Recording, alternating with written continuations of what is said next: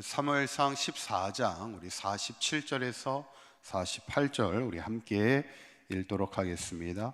사울이 이스라엘 왕 위에 오른 후에 사방에 있는 모든 대적 곧 모압과 암몬 자손과 에돔과 소바의 왕들과 블레셋 사람들을 쳤는데 향하는 곳마다 이겼고 용감하게 아말렉 사람들을 치고 이스라엘을 그 약탈하는 자들의 손에서 건졌더라. 아멘. 할렐루야. 우리 지난 시간에 블레셋과의 전투에서 사울이 보여준 리더십은 백성들의 마음을 헤아릴지 몰랐다는 거예요. 백성들과의 소통을 하지 못했던 리더십으로 백성들이 곤욕하게 되는 것을 보게 됩니다. 어려움을 당하게 되는 것을 보게 되죠. 그 이유가 먼저는 하나님과 소통하지 못했던 사울의 모습을 보게 되는데, 우리가 믿음에 앞서가는 자의 인생을 살아갈수록 하나님과의 소통이 중요하다는 겁니다. 그런데 오늘 본문을 보면 사울이 부족함이 있죠. 부족함이 있음에도 불구하고 오늘 성경에는 그 모든 대적들과의 싸움에서 하나님이 이기게 하시고 굳건히 세워가게 하는 것을 보게 됩니다. 저는 이 본문을 이렇게 보면서 이게 뭘까? 이게 바로 하나님의 은혜라는 겁니다. 때론 우리가 부족하고 연약한 부분이 있을지라도 하나님께서 또 하나님의 세우신 나라를 견고하게 세워가는 것을 보게 되죠. 교회라는 것도 그렇지 않나요? 우리가 더 완벽해가지고 교회를 세워가는 것은 아닙니다. 한 사람 한 사람을 볼 때 부족하고 연약할지라도 하나님이 세우신 교회를 하나님이 견고하게 또 세워가는 것을 보게 되는데, 오늘 본문에 보면 사울을 향한 하나님의 은혜가 세 가지가 나옵니다. 첫째는 가는 곳마다 이기게 하셨다는 거예요. 47절에 있는 말씀을 보시면 사울이 이스라엘 왕 위에 오른 후에 사방에 있는 모든 대적을 향하는 곳마다 이겼다는 거예요. 사울이 부족한 것이 있고 연약한 것이 있을지라도 하나님이 대적의 손에서 가는 곳마다 이기게 하셨다. 하나님이 뭐예요? 사울을 세워주셨다는 겁니다. 우리가 구약 성경을 보면 구원의 기준이 뭡니까? 구약과 신약은 구원의 기준이 틀립니다. 구약에서 말하는 그 구원의 기준은 율법이에요. 율법을 잘 지켜야 합니다. 그래서 법을 잘 지켜야 우리가 하나님의 선민 백성이 되어 구원을 받게 되는 겁니다. 그런데 이게 신약에 와서는 바뀌는 거예요. 구원의 기준이 뭐예요? 믿음입니다. 믿음으로 구원을 받는 거예요. 왜냐하면 율법으로 구원을 받을 수 있는 사람은 없다는 거예요. 어떻게 그 많은 율법을 우리가 다 지키며 살아갈 수 있습니까? 율법을 따라 우리가 구원을 받을 수 있다면 참 힘든 인생을 살아갈 수밖에 없어요. 철저할 수밖에 없습니다. 그런데 하나님이 우리에게 예수 그리스도를 통해서 예수 그리스도를 믿는 자마다 구원을 얻게 하시는 거예요. 이게 사랑이에요. 때로는 우리가 부족하고 연약할지라도 믿는 자들에게는 하나님이 구원을 선물로 주시는 거죠. 어쩌면 오늘 사울의 모습을 보면서도 율법적으로는 부족한 게 많아요.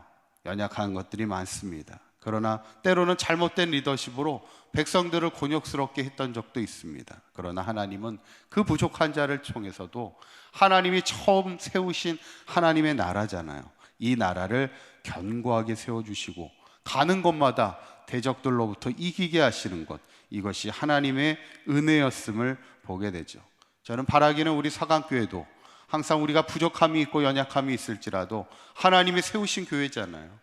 하나님이 견고하게 모든 대적의 손에서 이기게 하시는 그런 하나님의 은혜가 있기를 간절히 축원합니다. 두 번째는 하나님이 사울에게 주신 은혜는 약탈하는 자들의 손에서 또한 건져내십니다. 이 말은 뭐냐면 약탈하는 자들의 손에서 이스라엘을 항상 구원해 주셨다는 거예요. 어려움 속에서 항상 구원해 주셨다는 것이죠. 48절에 있는 말씀을 보면 이렇게 나오게 되죠. 한번 48절에 있는 말씀 한번 읽어봅니다. 시작. 용감하게 아말렉 사람들을 치고 이스라엘을 그 약탈하는 자들의 손에서 건졌더라 그랬어요. 건졌더라는 게 뭐예요? 바로 구원해 주셨다는 겁니다. 하나님이 이스라엘 백성이 나라가 위기에 있을 때마다 항상 구원해 주셨다는 거예요. 그러니까 결국에는 뭐예요? 이스라엘 나라를 세워가시는 이가 누구예요? 사울이 세워가는 게 아닙니다. 비록 왕을 세웠을지라도 왕이 나라를 견고하게 세워가는 게 아니라 누가 세워가요? 하나님이 세워가시는 거예요. 우리가 그것을 분명하게 기도해야 됩니다. 우리가 가정을 우리의 힘으로 세워가는 것도 아니고, 자녀들을 우리의 힘으로 세워가는 것도 아니고, 우리의 교회를 우리의 힘으로 세워가는 것이 아니라 하나님이 세워가심을 날마다 고백하며, 중요한 게 뭐예요? 우리가 기도할 때마다 하나님의 은혜를 구하는 그런 삶이 돼야 될 줄 믿습니다. 세 번째는 뭐냐면, 사울을 향한 하나님의 은혜는 좋은 군사를 또 세워주세요. 52절에 있는 말씀 한번 읽어보도록 하겠습니다. 시작. 사울이 사는 날 동안에 블레셋 사람과 큰 싸움이 있었으므로 사울이 힘센 사람이나 용감한 사람을 보면 그들을 불러 모았더라. 아멘. 사울이 뭐예요? 힘센 사람이 있거나 용감한 사람이 있으면 항상 이렇게 불러 모았다는 거예요. 그러니까 군사들을, 좋은 군사들을 이렇게 모집했다는 겁니다. 여러분, 나라가 견고하려면 군인들이, 좋은 사람들이 많이 있어야 되죠.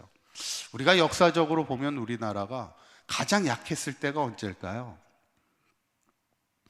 우리나라가 가장 약했을 때가 그 사색당파에 빠져가지고 서로 싸우고, 근데 싸우는 거에 그치는 게 아니잖아요. 이 정권을 지은 당파 쪽에서 이제 정권을 잃어버린 당파 쪽에 삼족을 멸합니다.